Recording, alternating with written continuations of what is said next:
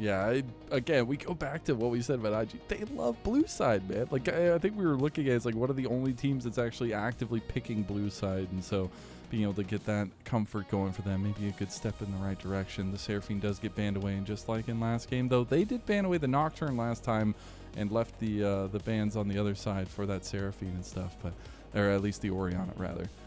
But this time around, we do see the Jace taken away from Zuyan, something that he's been really willing to go for. We do see the Poke Varus gone away as well.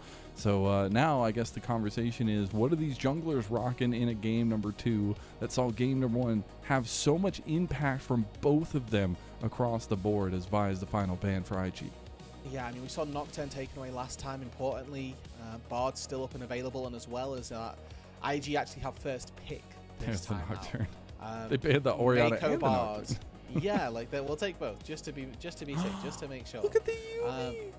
The Bard still exists here. I don't know that it's the first pick champion that you want to go for, but Mako has proven very, very proficient on this pick. The Xin Zhao still available if either of these junglers want to take it as well. Jwei has defaulted to this pretty much consistently. He's got 5 games on it from 5 series, so would not be a surprise to see him go for it. And if they go for the Bard and choose that that's the be-all and end-all, which I do like, it gives TN an opportunity now to steal that away. Sick. Would wonder though, like, are we gonna see the dip into the assassin junglers with the pick of the litter still available? Maybe getting, if we get that game 3, maybe getting to see that one would be a little bit fun, because like the Nefiri and stuff like that always crops up, like we were talking about before the series started. But if there are good picks on the table, you might as well just pick them. They have a 1-2 punch now as well, so we'll get a couple chunks of the top esports roster coming through here as Xin Zhao does get picked up. I wonder what it is that they're going to look to pair with this Xin Zhao. Still a good plethora of mid laners available. Looking more at your mid ranges now, you could go for a Rise here if you wanted it. We've seen Cassio be taken just in general now, maybe more so than anything else, but with the Galio as well, still an option here in this game if they want to go for something a little bit more protective focused. We'll keep our eyes out for that, but instead they go immediately Yunara. This is, I feel like, a little bit of showing their cards here, because really one of the only duos, I wouldn't say the only, but the biggest duo with Yunara is Lulu. And the fact that Bard's already picked up, you're not going to get to ban that away until the next phase, and they probably are going to pick it in 3. So I'm very curious for top esports and how they're kind of approaching this draft here. But IG need to find weapons of their own to respond to a very hyper carry style from JiaQi Love. It's going to be the Caitlyn for that range and that lockdown. I really don't hate Caitlyn at all. I think that this is a heavily slept on pick and can do a lot of work, especially in the current season. So we'll see if that's going to be the case. Yeah, IG defaulting back to Renard being a stun bot, somebody who's going to be more facilitatory in this game. Typically when we see him take these picks, he's going to go down in gold. He's playing to support the team here, and we'll see whether or not he can do that on the Annie. The Lulu likely to get locked in here, and then we'll see what other picks IG want to take on that top side, because this Annie's a great stun bot, great for a little bit of burst, but not enough to burst somebody down, and we're going to need more damage out of IG, that's for sure. It was always going to be the Lulu. It's always going to be it. In the second phase, though, we are seeing some assassin junglers taken away from Jwei, as well as the Nefiri is going to be banned away by top esports to kick it off. I wonder if we're then going to see a secondary sort of Kiana-esque ban, right? Nefiri Kiana-esque ban that's going to go their way, or if we're going to see Jwei be forced onto something maybe just like the Skarner that puts them in a position where you can set up for the team, but I think that's going to give Breathe the opportunity to really have to put the carry shoes on more so than anything else. I like that Zuyan is going to end up with counter pick in this one. Looking at what top esports are going to go for, expectation here is that you just go for something with a little bit of range in that mid lane to be able to handle the Annie. Syndra is open for Creme if he wants it. Victor's open as a typically very good answer. Wouldn't be surprised to see either of those hit the ban table. I mean, the Syndra Xin Zhao duo is lethal as far as a 2v2 goes, so taking that one off the board for me feels like a good hit as IG. Yeah. Did you know that Lee Sin's getting wins in the big 2026? It's a crazy thing. Yeah, it's wild. I'm glad to see that one banned away. As that's not a statement I was expecting to be able to say At least even this split itself. But Vayne is going to be the final walk away, just in case we're going to see a ranged top laner come in for Zwian. But I heavily doubt that with the way that Top Esports are building their composition. A lot of this already is set up around JiaQi Love to be that hyper carry and to try to put JiaQi in the dirt. Now, that counter pick's still going to be available. We'll see what they'll leave it up for. It does look like it's going to go Zwian's way. And the Rise. Okay, this is maybe one of the lower tier picks I would have expected to see get locked in. Versus an Annie in particular. Annie does really well versus these mid-range mages because she can actually stun them and do the damage, whereas something like a Syndra you can always keep at arm's length. But the Rise gets locked in anyway. It is going to be a lot of damage later on for Creme, so hopefully that is going to be used quite nicely for him. As we get to see now what it is that IG look to blind pick for Breathe up on that top side. It's just the safety of the Gnar, and Breathe on the Gnar has had some really good performances so far this series. This split. So hopefully he can return IG to their winning ways. I do like the Gnar. Gives you some variance in how you can engage comps, but also does have a lot of follow through with the setup that IG have already cooking for themselves. And Zwian going to have a big weight on his shoulders for what he wants to counterpick into that. The Wukong, a comfort classic for Jwei, will come through, giving him that skirmish potential from the jungle that we know and love. Oh, okay, yeah. So that's going to be some good team fight setup for IG. But Top Esports here, I mean, it's very clear what they need to do in this game. And I think that if they lock in the Ambessa, that really solidifies their idea that they've got in their heads, and we'll wait to see before it gets locked in that is the case. But with the Ambessa locked in, it confirms they've identified JiaQi this game, and he will be dying a lot is the ideal, right? With Ambessa, with Xin Zhao, your job is to kill JiaQi. If you do that, you're probably going to win the fight, because the damage from IG across the rest of it, yes, you know, Breathe can do some damage, Jwei can do some damage, Renard can do some damage, but they're not your consistent DPS threats. And they are in the same vein as an Ambessa, as a Xin Zhao.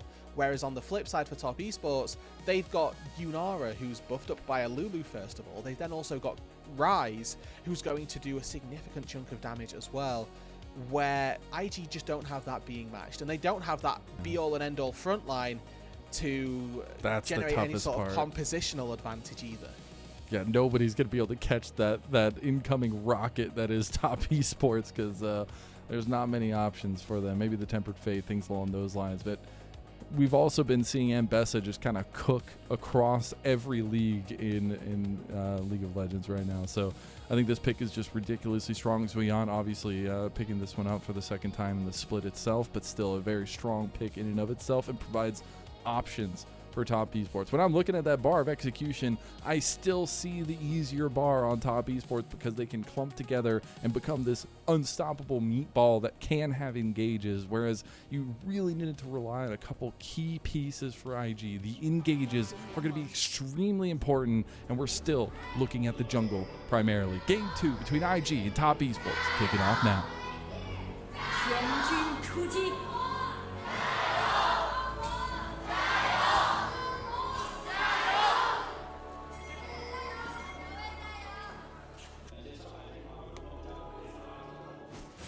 Well, we're going to get a level 1 stun. League of Electrocute. Yeah. As Ambessa, Annie, Bard. And more importantly... and Invades. Yeah. This is sneaky as hell, bro. Come on. This is crazy work. He's I mean, it's in no way sneaky. Yeah. I mean... This is bold-face Xin Zhao gaming, and he sees Jwei walking into. Have you ever heard of the sneaky male in sea lion culture? No. Okay, well, I don't want to go into it because it's probably not appropriate, but I see. maybe Tian's a sneaky male. Yeah. Okay. So that blue buff is going to just get eaten up by Jwei. We have a very interesting path ahead of us for both junglers. How did they get out of this? What's the way out? They have to meet. Like, they have to meet somewhere, right? And Tien is in a prime position to just go and gank bot lane. He's decided they're going to guess 50-50. Doesn't want to do that.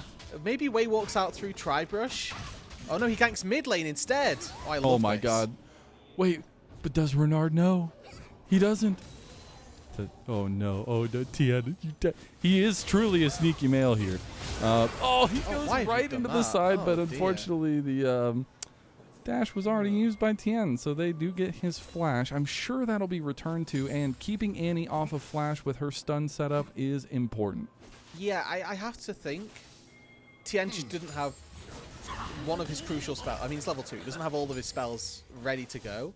But what's actually happened is Jwei's full cleared the entirety of Tien's bot side. So they're going to probably meet around the blue buff once again. And the Annie not having flash gives Creme an opportunity to sort of set up prio. But that Rise has got negative mana, so he needs to go back to base, come back out onto the map.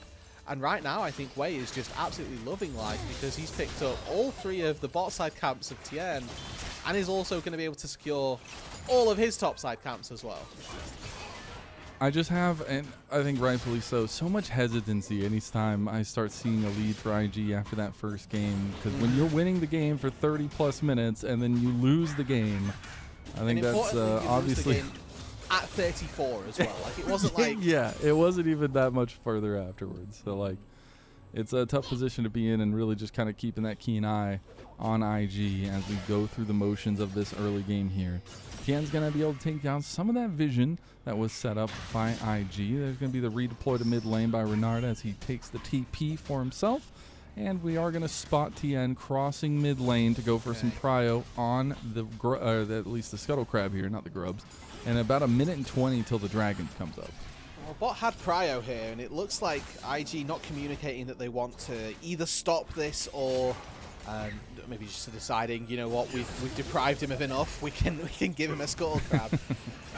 But it's the case that Tien actually not incredibly far behind right now. Has yet to recall once again. So we're seeing this change up in how the junglers are looking to play out with Tien looking to sort of do a couple of clears before he goes back to base, where Jwei wants to get one quick clear done, recall, and get back out on top with that slight advantage in the items. The longsword already picked up for the Wukong as he's able to clear his full topside jungle and then move his way in. I did see a ping on the minimap there, sort of question marking that the Wukong would be on his Krugs, so for the time being, Top Esports have got no idea where Jwei is.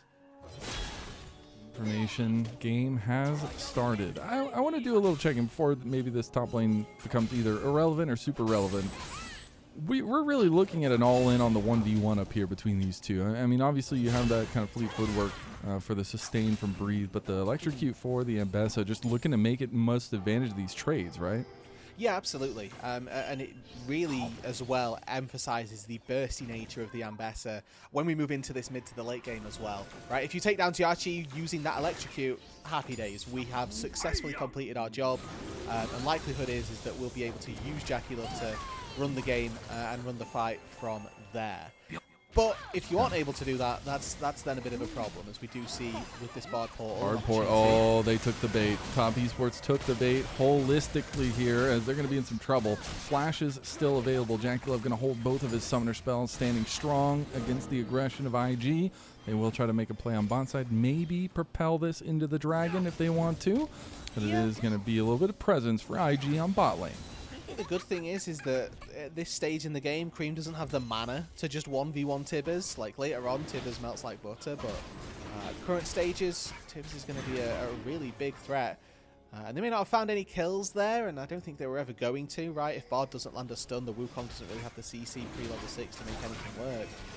Tien's walking his way in here, but he's got to walk through 4 members without really any support, so decides against it and decides the right way.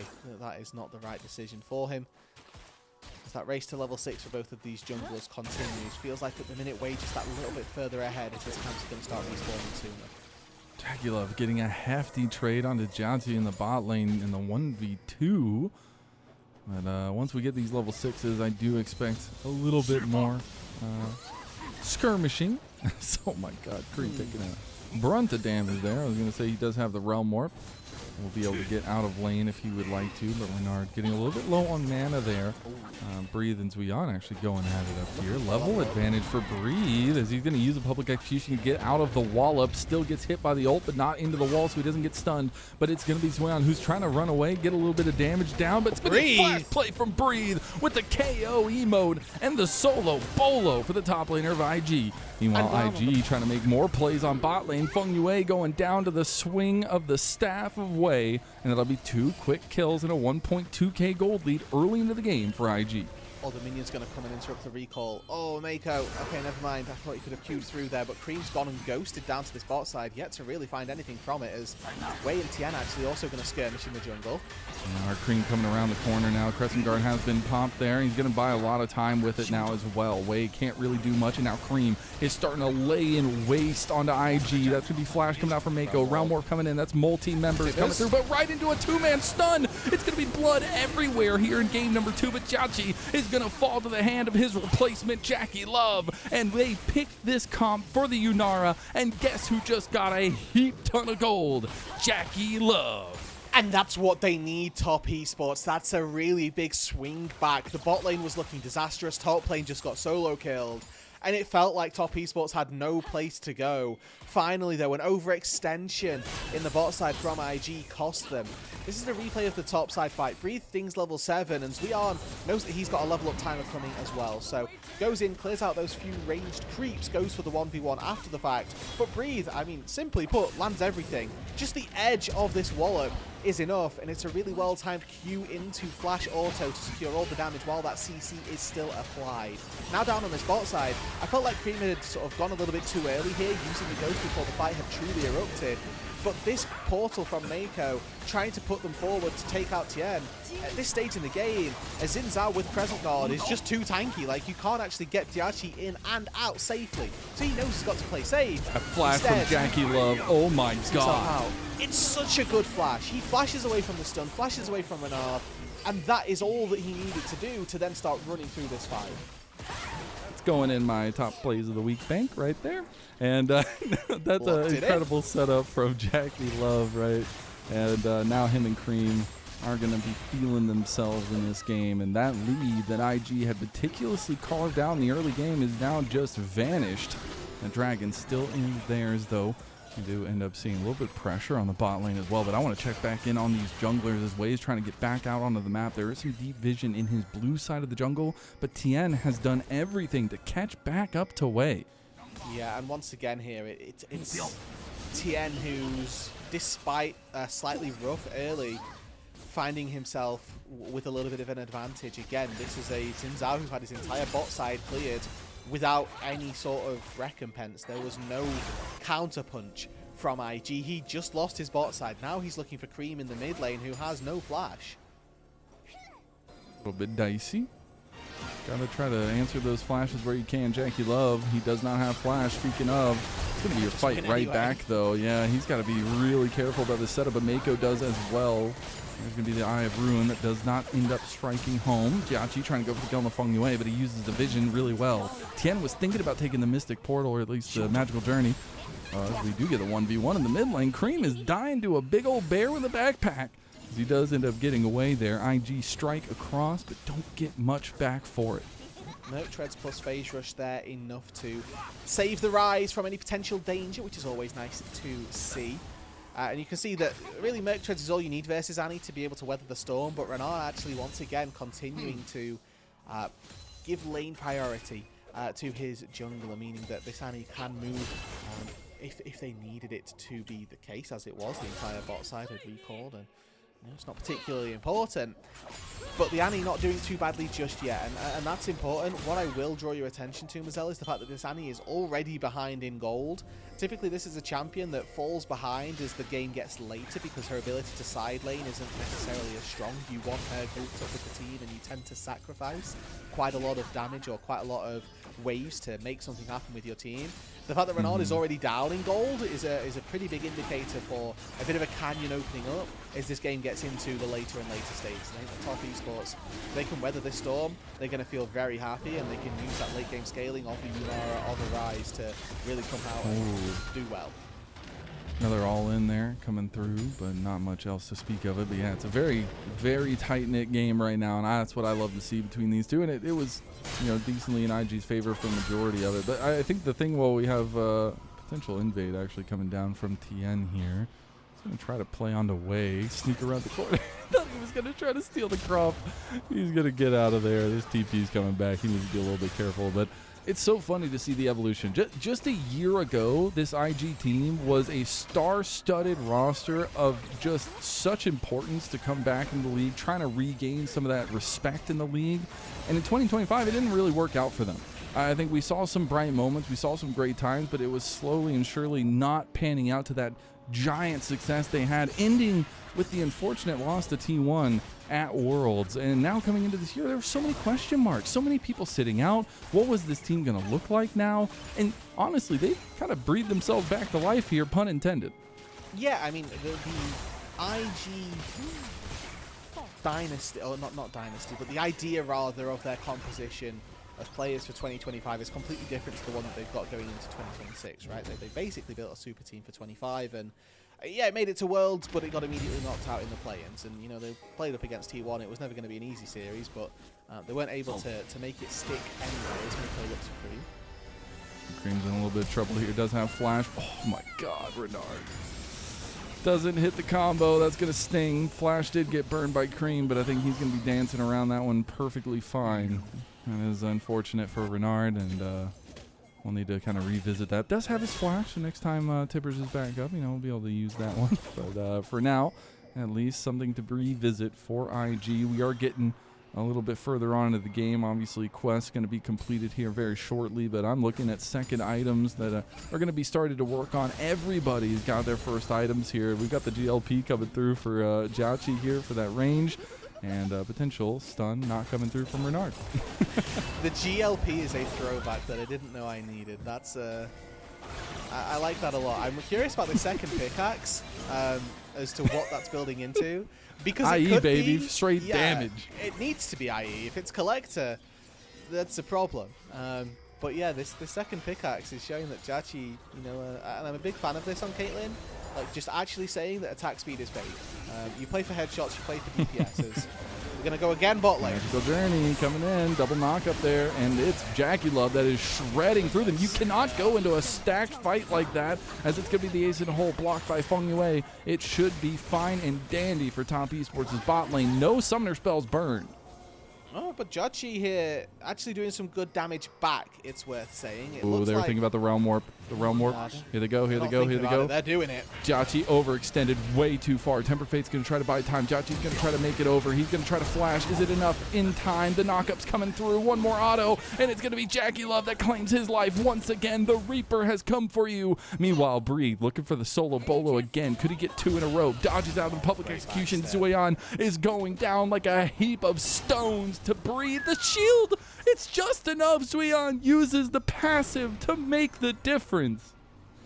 I mean, that's like Breathe playing perfectly, and then Zweon's cooldowns being just short enough to make it stick, which, you know, if you're playing actually perfectly as Breathe, you know that you're not going to get that kill there, or you have to step forward and, you know, auto-attack through the shield. But Zweon coming away from that alive is absolutely incredible, but it's really good to see, because on the bot side of the map, things are going well for them as well. IG, though, they've started up this Herald. Renard ready with the stun, trying to zone away Top Esports. And again, he has the flash. He has flash tippers. He can make something happen here. Breathe getting engaged on now, about to get the Mega Gnar, but Tien's on his way. He needs to be a little careful. Jwei does a lot of damage. Tien going to show himself there, and that Rift Herald did go over to IG, so far they've had full top side objective focus completed for them. Meanwhile, Creme is going to try to get the trade on the turret in the bot side. And Top Esports already in this game with a gold lead. It is scary for me as I'm looking at this from an IG perspective. They're relying very heavily on this Gnar to come out of the top side and start to demolish the rest of Top Esports, because everywhere else on the map is really starting to come alive here. JiaQi able to sustain that fight down on the bot side, turn the 3v2 in his favor. Creme continuing to push that gold lead in the Rise versus Annie matchup that we expect to happen. And Tien even on this Xin Zhao once again proving that despite the slightly rough early game that he found, he's able to come out on top and start to have a little bit more agency, that just a little bit more impact. Oh, Mako, you're getting chased down. JiaQi Love, he transcends himself, and he wants to kill his old bot lane duo. Tibbers comes down and stops him in his tracks, but Tien gets the rebuttal for him. It's going to be focused on to Renard now, as JiaQi Love has fallen, but it'll be a quick couple kills going over to top esports, potentially looking at the dragon now as well, as mid turret does go down. Yeah, IG didn't commit JiaQi to this play. They also didn't particularly commit Breathe, who is now going to TP down to this bot side. Dragon has been started by top esports. Nard did just turn out of Mega, so I don't think there's anything to be done here. It looks like it's just going to be Breathe trying to work his way through that bot tier 1 turret, if anything else. But IG, they make a play that commits, or they commit to a play without their marksman, and you know, they lose the fight, but their marksman gets gold, so they're going to be happy with what they made. They sort of made their bed, now they've got to lie. Yeah, and JiaQi Love just kind of feeling himself there, walked straight into an Annie. Flashing forward into Annie Zinzao to chase him hard. That's perfectly JiaQi Love in a nutshell, though. I see. Okay. Not perfectly marksman, but perfectly JiaQi Love, which is flash forward, no ragrats. And that's fine. I hope that JiaQi Love has no regrets about any of this, as we see JiaQi in a little bit of that Caitlyn mid-game trough right now. When that Infinity Edge comes online, hey, we're happy. We're back to being booming in the state of the game, but right now, not the best position for him. As Renard, you can see, like this is a winning trade for him. But that was his whole kit. Yeah, Creme is just going to start. Oh my God, breathe a menace. He's like 2k gold lead over Zuyan. He's taking Tien's jungle, takes away the blue buff on an energy champion. You'll love to see it. And took away. It's not energy, just no mana champion. Yeah, I mean, if you can, why wouldn't you? Cooldowns, you know. When in Rome, right? If I have an opportunity to invade the bot lane jungle, hey, there's a blue buff. What am I going to do? I'm not just going to leave it there. He also took this bot lane turret, right? There were 2 plates still left standing on that, so that's 2 plates worth of gold plus the turret gold itself that went their way. And like I say, IG very heavily reliant on Breathe this game. I'm going to be honest. It's a story that IG have been, I won't say relying on, but that might feel familiar for them for this split in particular. And we'll see whether or not he can do what he's had to do in a couple of instances thus far. And I really want to see what Jwei is going to try to do with this Rift Herald. Still some standing gold, but there's no outer turrets left, so it's going to have to be a tier 2 that they go for. As Jwei steps forward, almost dies for it. JiaQi Love going to get a trap put under him. He's going to have to be careful now as he almost gets flashed on by Renard, what was that?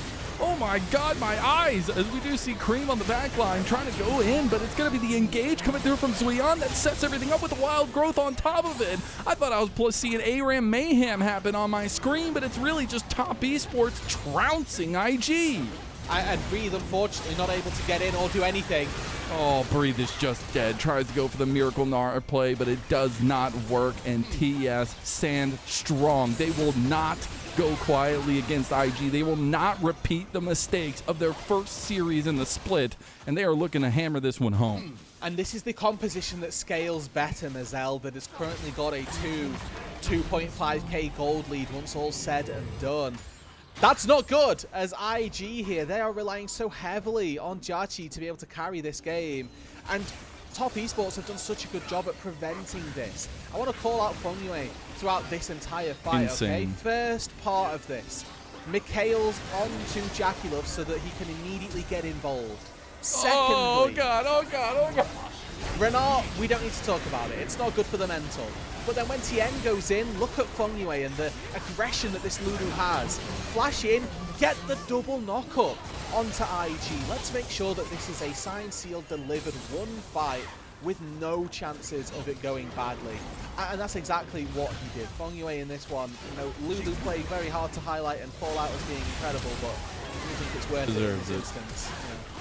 And again, he's such a new prospect, at least on this team, and being able to find his function, be able to find his way forward when this meta is shifting away and into those enchanters, that feels so damn good. And for top esports, to go back to the draft, man, this was literally, they flipped their hand for, if you're playing some poker or whatever, they literally showed IG what they wanted to do, and now they're just hitting them over the head with it, as this duo is just lighting up the game in JiaQi Love and Fengyue. And now these fights are going to be harder and harder. You have another dragon coming up. This is sole point for top esports. You're starting to get backed on the edge of the cliff here as IG. And it's unfortunately going to be all too soon before they end up being in a really, really bad spot and sort of falling down. I just can't, bro. I can't, please. Just let Renard hit the timbers one time, please. Like, just let him do it. Just let him hit it. Nice. This is I will say then, the problem with playing a mid-range mage versus ultimately what is still mid-range. Oh my god, now he's just dead. Oh, JiaQi Love ends his life. Okay. Maybe he'll take those 40 seconds to think about himself and get back onto the rift, as Baron's going to be going down quick to top. Now, typically with no mid lane on the map, Baron's a really good part to go for, but with the impact that we've seen from Renard this game, I don't think it's as big a deal as maybe we might have initially hoped, as IG are going to look to come in. They try to stall. Okay, there's the engage. Leon wanted to go for it. All ham as a couple lockdowns come through. Tian just says, let's go. He's going to pop the Crescent Guard. Mako just ceases existing. JiaQi is on the wrong side. And in the battle of JiaQi Love versus JiaQi Love, I'll take the real thing 10 times out of 10. They are just smashing IG piece by little piece into smithereens. And that's going to be more kills going down. Jwei and Renard, the only ones left. Dragon number 3 in the eyes of top esports. Say what you will about the laning of Zuion in this series, but when he's turned up to these team fights, he's done his job perfectly. In the Cassante versus Rumble, he got slammed in the early stages of the game, but did he play Cassante well in team fights, landing crucial knockups? Absolutely. In this matchup, where he's playing playing Ambessa versus the Gnar, he picked this matchup, so I would have expected him to do a little bit better in the laning phase. But again, got handed a rough lane, comes out of it into these team fights, is crucial in the starting of these fights. Finds a really good public execution there to start the fight for top esports and pushes that gold lead ever further into their favor. Now actually ahead of Breathe, albeit by 98 gold, but finds himself with a decent advantage, as really top esports had everywhere but the top lane going their way. And now for Invictus Gaming, there are no shining lights. And the night and day. I think if we would have seen this when it was supposed to happen in the second round robin, not in the middle of the first round robin, I do wonder what the differences would be like. But this is night and day top esports. This is a team that came out the gate and got smashed. Let's be real. By IG in their first series of the split, 2-0. Their only losses so far, and they faced some of the best competition that LPL has to offer this split. And here they are, righting those wrongs, winning the 2v2 in bot lane, having Tian actually have some control in the game itself. And it's been really awesome to see this kind of total difference from this team. And I actually think that Fengyue here deserves, again, not just for this game, but just in general, a large amount of praise for being able to facilitate this growth in himself, but in the bot lane as well, right? Well, we know what we're getting with JiaQi. He goes very aggressively. Dude, he is literally rush. just sitting in the bush by himself with the team behind him. I love it. Oh, Zuion. Okay, he's getting flash on. He's going to die. The wallop is enough, and a big shutdown actually goes over to Breathe. Yeah, I mean, if I'm IG right now, this is how I have to win the game, because Breathe has consistently been dumpstering Zuion in these side lanes. Breathe, even with the disadvantage there, comes out on top and manages to find the flash play to get the 1 versus 1 kill. And that kind of opens up the map now for IG. I'd really like to see them use this side lane. If I'm Breathe, I'm going Blade of the Ruin King next, right? Like, I do not care to team fight. Give me the side lane, give me the 1v1. That's the power of it. The Ambessa will always have utility to get onto the back line. The Gnar has to be a little bit more precise on his entrances in these fights, and that's really been the difference. Like, the lane, I mean, that's multiple solo kills for Breathe. Let's just be honest. It is going fully Breeze's way when it's just him and Zuion. When it comes to team fights, it's a little bit of a different story so far. As we do get back to our graces as we're getting into the side lanes here for both teams. No objective really to speak of for a little bit. Dragon at about 2 minutes, which is a timer that IG need to keep an eye on, because this team with Cloud Dragon, yeah, that's terrifying, Roodood. It's not a good one, and it's not what you want to see, really. Everybody on their team uses it well. Yeah, and then with Actualizer finished as well, Creme's just charging at you, Super Saiyan. Like, I think that the way that top esports sort of neutralize this is they send the Rise to answer the Gnar, and they've done that pretty nicely here, because Creme can always wave clear and do it at range, where, Breathe here probably going to need that Wit's End to be finished before he can actually handle the 1v1 versus the Rise. Mortal Reminder completed there for JiaQi, so trying to cut down on some of this healing that's going to be coming through from the Lulu and everyone else on the team pretty much. See how much value that's going to be getting here. But I mean, yeah, about a minute is the item that you really want to get. That's what I was getting. There's so many shields, man. It's who's insane. Building serpents and us not calling it a bit of grief? You know, like JiaQi is probably the one who has to go serpents, but you don't really want to do that before 100%. Nah, you really don't. Yeah, it's going to be rough. It's a 5th item that you need to get, but you're not getting to 5 items this game, unfortunately, unless some absolute miracles come to bear. About a 4.6k lead, a minute on the Doomsday counter, at least one of them here for IG. Got to find a way to enter into this fight coming up. Is there any saving graces? Is there anybody on IG that can really step up with the item completions here to make the difference? I think that JiaQi, with these 3 items, has an opportunity to do a lot of work. Breathe is still quite far away from having what I presume is a Wit's End finished up for him to be able to run away in that side lane. So I wouldn't expect this to be too easy for him up against Creme, who's like pretty much a full item ahead of him at this stage. So it really comes down to JiaQi, and the problem is that Jwei, Tien, Creme, and JiaQi all out level him and can quite easily handle this Caitlyn at this stage. He's got some healing. JiaQi's back a little bit. But my God, that was one non-transcended Q proc and lost almost half his health. This is a predicament because they have no vision here. Creme and Tien and the rest of Top Esports can really use this banana brush to be a nuisance as they get the engage. There's a wild growth combo again on Mako. He's down. The gold lead is just that damn big and the wall is too damn high for IG as they are losing everything here ahead of the dragon fight. Creme goes in for the multi-stun, gets one here. Tien ends up cleaning that one up. Breathe trying to get Mega. Is it enough? Will he have the damage? He doesn't, and that's a full and total ace of IG and potentially the game. And it just wasn't even close, unfortunately. Mako unable to do anything in that fight. He's the one who gets caught by the public execution and just gets absolutely bopped by Top Esports. And the rest of the squad don't really have anything left to say either. JiaQi without a particular front line. Breathe doesn't have Mega until the very end of that fight. Ranar goes and does a little bit of damage onto Fengyue, but isn't really able to contribute anything to these fights. And Top Esports, evergreen in these team fights here, so happy, so able to just take these. And you can see as soon as JiaQi opens up, so I was like, yeah, you can't do that, buddy. And double knock up on the wild growth. Once again, credit to Fengyue here as he absorbs the any damage and also finds a double knock up there. JiaQi channels his ulti on the wrong side of that, which means that with a ghost popped, Creme knows I can still close this gap. I mean, credit to Breathe for trying to step forward and block some of the damage, but unfortunately with the root down, it's too easy for Tien to get in, finish off that kill.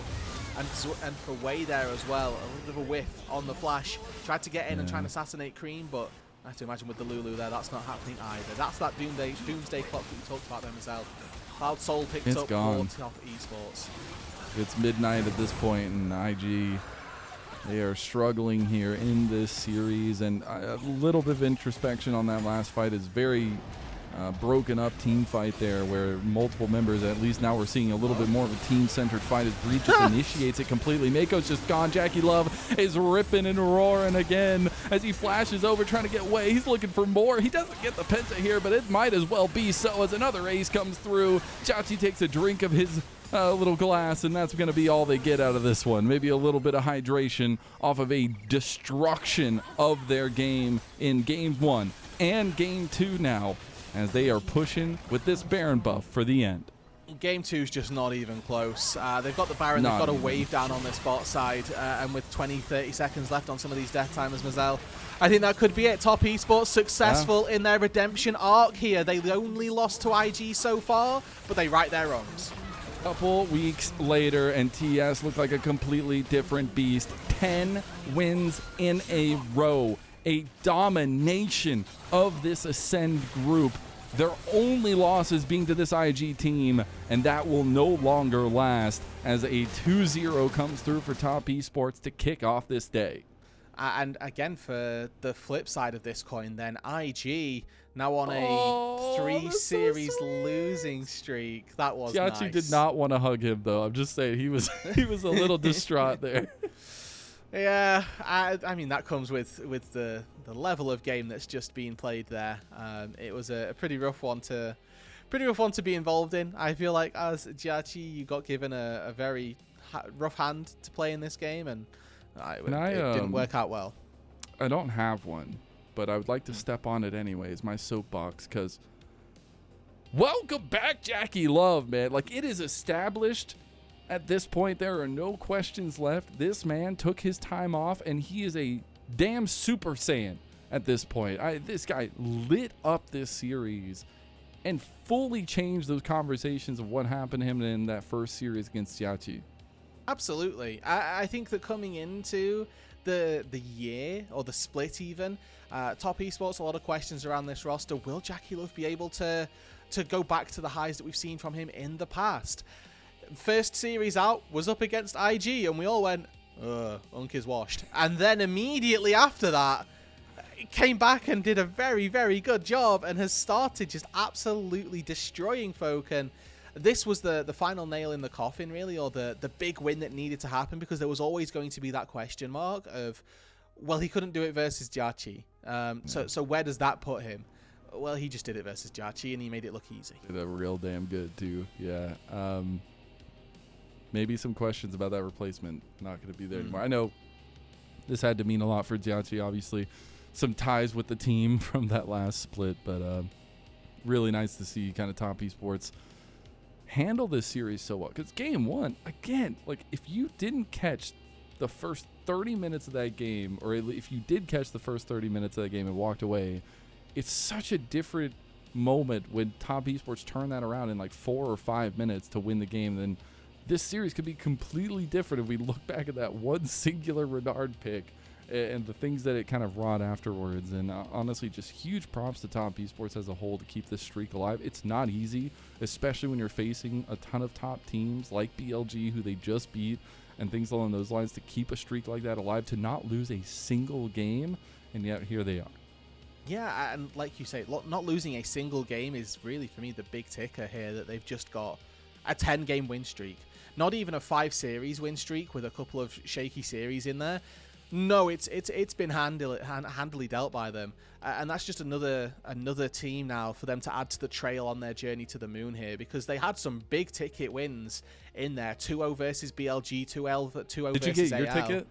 I didn't. I missed it. No. Oh, damn. Yeah. I'm up here in space, so. And you're loving life, I imagine, right? Like, you're all aboard. You're having a great time. All of the freeze-dried ice cream bars I could ask for. The rehydrated is going to go crazy. But Top Esports have got some massive scalps already. This isn't a 5-1 from them just bullying WE for 6 series straight. It's based on foundations of very solid teams that they're beating. And that's the craziest point here is I would love to see what happens in a longer series between these two. But we're not going to get that for a while. This is the last time these two teams are facing in the regular season because of this weird schedule that Top Esports have. Like, we're still in the first round robin, but they've already played one of their second round robin opponents. And you got to wonder, what that means in terms of growth, or what that's going to mean if we do end up getting the playoffs and seeing these guys face off again. It would be a cool end to the story if we do get that. But it's cool to see that quick turnaround from Top Esports, and now they don't have to really deal with this team again here in the regular season.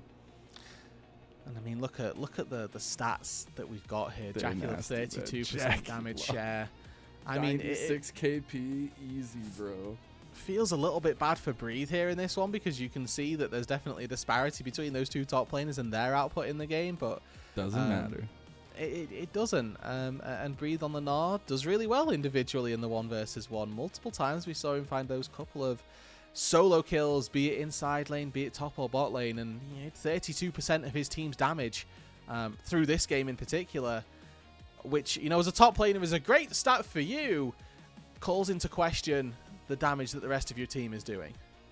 Yeah. These fights are a little bit backbreaking for IG for sure. A little bit of overextensions, really good capitalizations from TES, and that's where we can kind of, since we probably won't get to see the MVP or the player of the series, would love to hear your votes, at least, Roodood, on who you think. I mean, this game, fortunately enough, if TN gets it, it's valid, but I think JiaQi Love maybe just a little bit more owing, and I always hesitate to give it to marksmen who've got Lulu backing them up, because I think Fengyue had a really good performance as well.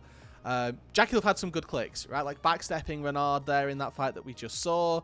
Flashing forward aggressively did really well, but I do think that Fengyue, again, a massive facilitator for this Yunara in this game. So I think I could argue for any of those three. Tien, really solid early game, actually put a good stamp back into the early advantage that Jwei found for himself. But I think that it's probably just going to be JiaQi Love, and I'm okay with that. I'm okay with that too. Creme, maybe a little thought process in there for that first game, but yeah, I think holistically JiaQi Love definitely deserves it. I don't think Tien deserves. He had some good comebacks, but that game number 1 was a little bit rough for a majority of it. Did clutch it out in the end, but there's no world we give it to Zwion, right? Like there's no. Oh no. We don't need to talk about top play in this series. Fortunately, these public executions plus wild growths though, like. 2-man show. Can we do a double MVP? It's very clear what Zwion's role in this series was, and it was to play for team fights. Yeah. And that's all we need to say about that, because otherwise we get into scary flame territory. Man. Yeah. Oh. But again, he's walking forward with 3,000 health because he has a Lulu. So, how scared do you really need to be on an AD carry when you've got 3k HP at when I saw him waiting in the bush... Oh, okay, yeah, he's feeling it. When I saw JiaQi waiting in the bush by himself, surrounded by IG, I knew there was some Chad gaming going on for something good was about to happen. Yeah, something good. Absolutely. Speaking of something good, though, the 2-0 for Top Esports, the continuation of a dominating streak. And honestly, I'm a little bit sad we didn't get 3 games for this one. I was expecting a 6-game day just to be able to see these teams go at it. And you thought Invictus were so close, man, especially in game number 1. When you lose all that momentum, it's a tough place to be. Any thoughts on this series or the next series coming up here, Rood? I mean, if you thought that this series was going to deliver and you've been let down, I think that AL versus BLG, which is coming up after this, is also set for quite high likelihood of banger, is what I like to call it. So we'll see. I think that series is also going to be really entertaining. Yeah, we've been given a 2-0 here, and Top Esports look like an incredible team still. Maybe IG's expectations starting to reset themselves, but for AL versus BLG, which is on the other side of this segment here, I'm looking forward to coming back and just watching that one as well. It's going to be a lot of fun. And before Ilya kills me for saying a 6-game series, we're going to send it off to Alkin Slayer, who'll be picking up where we leave off for that next series. BLG versus AL. Don't you go anywhere.